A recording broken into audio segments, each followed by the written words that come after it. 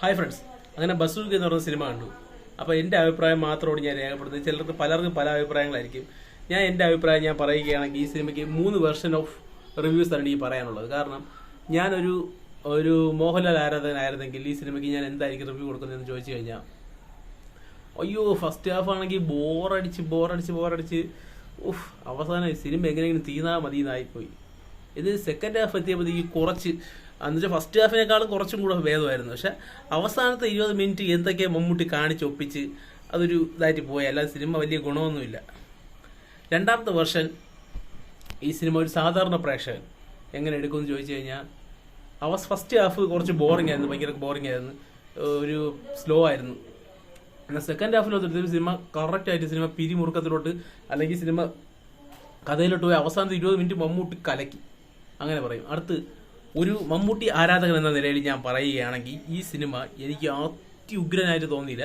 പക്ഷെ കുഴപ്പമില്ലാത്തൊരു സിനിമയായിട്ട് തോന്നി. കാരണം ഈ സിനിമയ്ക്കകത്ത് ഫസ്റ്റ് ഹാഫ് കുറച്ച് സ്ലോ ആണ്. പക്ഷെ അവസാനത്തെ ഒരു 20 മിനിറ്റ് നമുക്ക് കാണുമ്പോൾ മനസ്സിലാവും എന്തിനാണ് ഫസ്റ്റ് ഹാഫൊക്കെ സ്ലോ ആയി പോയതെന്ന്. കാരണം ഫസ്റ്റ് ഹാഫ് അങ്ങനെ പറഞ്ഞാൽ മാത്രമേ ഈ 20 മിനിറ്റ് ഇങ്ങനെ കിട്ടുള്ളൂ എന്നുള്ള കാര്യം നമുക്ക് മനസ്സിലാക്കേണ്ടി വരും. കാരണം സിനിമ കണ്ടവർ മാത്രം ഈ റിവ്യൂ ബാക്കി കാണേണ്ടതാണ്. കാരണം മമ്മൂട്ടി ഈ സിനിമയ്ക്കകത്ത് അവസാനത്തെ 20 മിനിറ്റ് അഴിഞ്ഞാടിയത് നമ്മൾ കണ്ടിട്ടുണ്ടായിരുന്നു. മമ്മൂട്ടി വില്ലനായിട്ട് അഴിഞ്ഞാടിയ ഒരു കഥാപാത്രം എന്ന് പറയുമ്പോൾ നമുക്ക് ഇതായിരിക്കും ഇനി നമ്മുടെ മനസ്സിൽ ഓർമ്മ വരുന്നത്. കാരണം മലയാളത്തിലെ ഒരു നടനും ഈ ഒരു റോൾ ചെയ്യാൻ തയ്യാറാവില്ല. കാരണം അത്രയ്ക്ക് സ്വാഗ് സ്റ്റൈല് എൻ്റെ പൊന്നെ ഒരു രക്ഷയില്ല. ഞാൻ പറയുന്ന സിനിമ എനിക്ക് ഫസ്റ്റ് ഹാഫ് ഒരു മമ്മൂട്ടി ആരാധകൻ എന്ന നിലയിൽ കുഴപ്പമില്ലാതെ കണ്ടുപോയ ഫസ്റ്റ് ഹാഫ് ആയിരുന്നു. ഇടയ്ക്കിടയ്ക്ക് മമ്മൂട്ടിയുടെ സ്വാഗും സ്റ്റൈലൊക്കെ ഒരു 1-2 ഫൈറ്റ് സീൻസ് ഒക്കെ വരുന്നുണ്ട്, അതൊക്കെ സൂപ്പറായിരുന്നു. പക്ഷെ കമ്പാരിറ്റീവ്ലി സെക്കൻഡ് ഹാഫിനെ അപേക്ഷിച്ച് നോക്കുമ്പോഴത്തേക്ക് ഫസ്റ്റ് ഹാഫ് സ്ലോ തന്നെ ആയിരുന്നു, ഇല്ലെന്ന് പറയുന്നില്ല. പക്ഷെ സെക്കൻഡ് ഹാഫ് ഇടയ്ക്കിടയ്ക്കൊക്കെ ഉള്ള മമ്മൂട്ടിയുടെ സ്റ്റൈലും സ്വാഗും ഒക്കെ ആയിട്ട് സിനിമയിലെ കഥയും നല്ല രീതിയിൽ പൊയ്ക്കൊണ്ടു. ഞാൻ ഒരു കാര്യം പറയില്ല, ഇതിന്റെ സംവിധായകൻ ഒരിക്കലും പണി നിർത്തല്. കാരണം പണി അറിയാം. ഞാൻ വിചാരിച്ചു ഇത്രയും നെഗറ്റീവ് റിവ്യൂസ് ഒക്കെ വന്നപ്പോൾ ഞാൻ വിചാരിച്ച് ഒരു പുതിമുഖ സംവിധായകനിൽ എന്തറിയാന്നൊക്കെ വിചാരിച്ചു. പക്ഷെ പണി അറിയാം, അങ്ങേർക്ക് പണി അറിയാം. ഒരു പുതിയ സംവിധായകനല്ല, ഇതിനേക്കാളും മോശമായിട്ടാണ് ചില നല്ല എക്സ്പീരിയൻസ് ഉള്ള ഡയറക്ടേഴ്സ് ചെയ്യുന്നത്.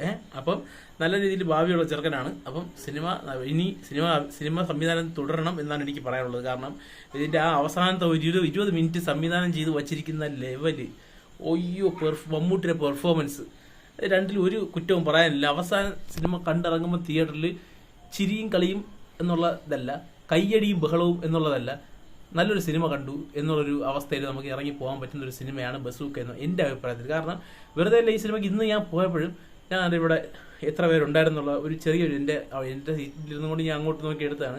ഒരു 30-35 പേര് ആ സിനിമ കാണാൻ, 35 അല്ല കൂടുതൽ പേരുണ്ടായിരുന്നു. ആ സിനിമ ഒരു 30-40% തിയേറ്റർ ഫുള്ളായിരുന്നു. അപ്പം ആ സിനിമയ്ക്ക് ഇപ്പോഴും ആൾക്കാർ വരാൻ കാരണം ഒരു പൊട്ടിയ സിനിമയാണെങ്കിൽ ഇത്രയും പേരൊന്നും വരൂടെ ഈ സിനിമയ്ക്ക്.